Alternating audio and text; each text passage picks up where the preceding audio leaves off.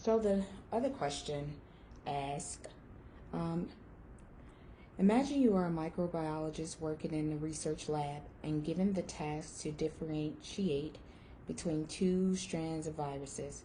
What steps will you take to complete this task?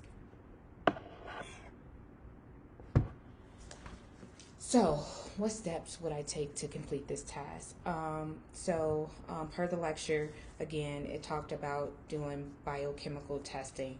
And with a bio type test, you can get the different strands or types of viruses or bacteria that's present.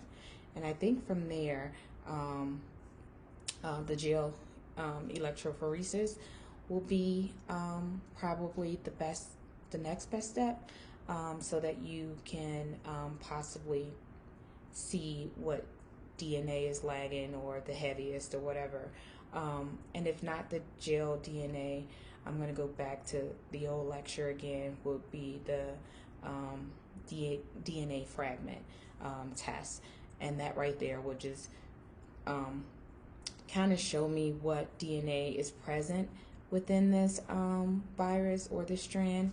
And then from there, the CRISPR technique. So now, since you have this very specific strand isolated, you can possibly come up with the genome for treatment.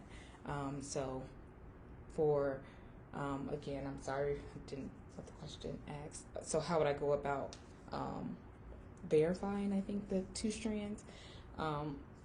So I would do a bio test to kind of single out the strand, and then do electrophoresis, a gel electrophoresis to kind of narrow down some of the sequence in that virus or bacteria. Well, the virus, because that's what it asks.